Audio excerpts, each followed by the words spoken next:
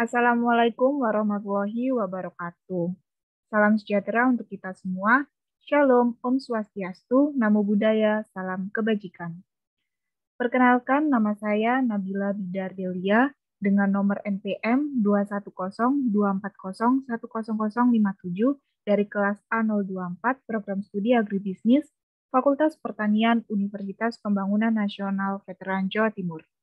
Pada kesempatan kali ini, saya akan menjelaskan materi dengan judul mekanisasi pertanian.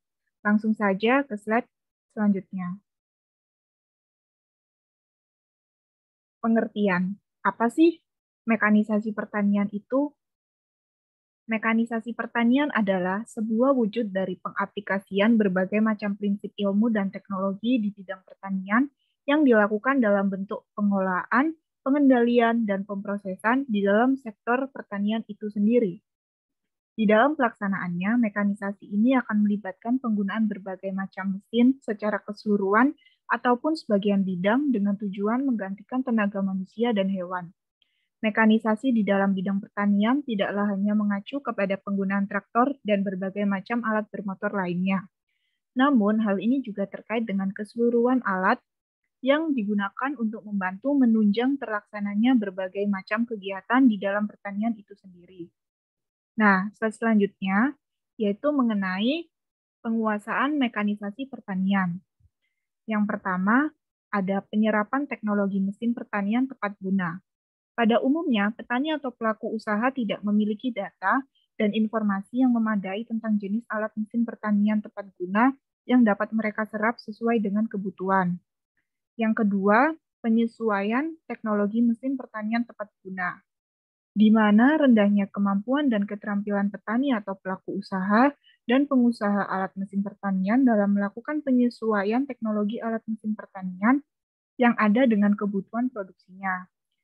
Yang ketiga, yaitu penciptaan atau rekayasa teknologi mesin pertanian tepat guna, di mana rendahnya kemampuan dan keterampilan bengkel, pengrajin, pabrikan dalam hal penciptaan atau rekayasa alat pertanian dan penerapan yang cocok dengan kebutuhan petani atau pelaku usaha di lapangan.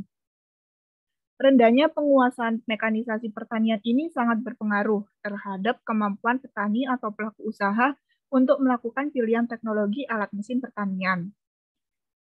Slide selanjutnya yaitu mengenai tujuan mekanisasi pertanian. Yang pertama ada meningkatkan produktivitas tenaga kerja pertanian. Yang kedua, meningkatkan produktivitas lahan pertanian. Yang ketiga, menurunkan biaya produksi. Dan yang terakhir, mengurangi kerusakan pada produksi pertanian. Slide selanjutnya yaitu mengenai alasan munculnya mekanisasi pertanian. Nah, alasan munculnya mekanisasi pertanian yaitu dengan adanya mekanisasi pertanian diharapkan tidak terlalu menguras tenaga para petani, proses pengerjaan yang lebih cepat dan tepat waktu, serta hasil yang didapat dalam waktu yang lebih cepat dan lebih memuaskan. Sehingga hal tersebut menempatkan alat dan mesin pertanian menjadi sangat penting untuk menunjang sistem pertanian dalam setiap tahapan pertanian, mulai dari pengolahan lahan atau tanah pertanian, pembibitan, penanaman, penyiangan, pemeliharaan, pemupukan, pemanenan, dan bahkan sampai penanganan produk pasca panen. Slide selanjutnya yaitu membahas kenapa sih perlu mekanisasi pertanian. Adanya mekanisasi pertanian membuat proses yang lebih cepat. Dengan mekanisasi, kita dapat melaksanakan pengelolaan lahan, panen, dan pasca panen dengan cepat. Apalagi saat ini kita perlu peningkatan intensitas pertanaman untuk mengejar peningkatan produksi. Yang kedua yaitu lebih efisien. Kebutuhan ongkos atau cost production lebih rendah dibandingkan secara tradisional atau manual, baik untuk olah lahan maupun untuk panen. Yang ketiga yaitu menekan kehilangan hasil dan meningkatkan nilai tambah. Dengan menggunakan alsintan tersier atau perontok yang efektif dapat menekan atau menurunkan kehilangan hasil. Dan yang keempat yaitu meningkatkan pendapatan.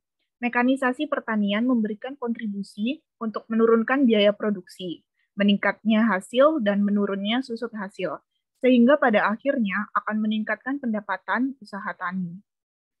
Slide selanjutnya yaitu membahas tentang cara mekanisasi pertanian. Yang pertama yaitu penataan lahan atau konsolidasi lahan. Yang kedua, keberhasilan dalam pengendalian air atau irigasi dan drainase. Yang ketiga yaitu masukan teknologi biologis dan teknologi kimia. Slide selanjutnya yaitu mengenai keunggulan mekanisasi pertanian. Yang pertama, meningkatkan produksi persatuan luas. Yang kedua, meningkatkan pendapatan petani karena tambahan produksi. Yang ketiga, meningkatkan efektivitas, produktivitas, kuantitas, dan kualitas hasil pertanian.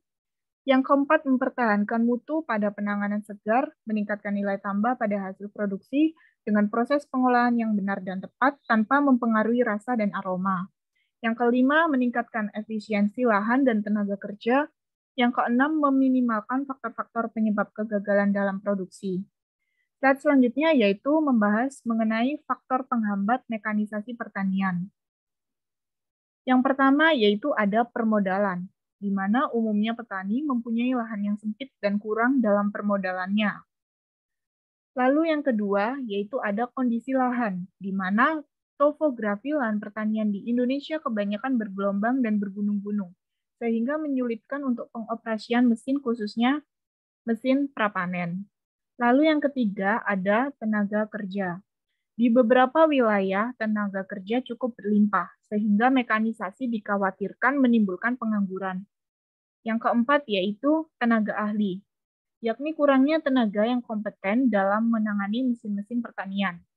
Nah, mengingat hal tersebut, terutama pada poin ketiga yaitu tenaga kerja, maka pengembangan mekanisasi pertanian di Indonesia menganut asas mekanisasi pertanian selektif, yang artinya mengintroduksi alat dan mesin pertanian yang disesuaikan dengan kondisi daerah setempat.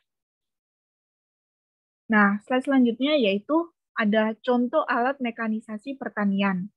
Yang pertama, alat mesin penanam. Gambar alatnya seperti itu. Lalu yang kedua ada alat mesin penyiangan. Gambar alatnya seperti itu. Dan yang ketiga yaitu ada alat mesin pemupukan. Gambarnya seperti itu. Nah, sekian presentasi dari saya. Apabila ada salah kata atau salah perbuatan, mohon dimaafkan. Wassalamualaikum warahmatullahi wabarakatuh.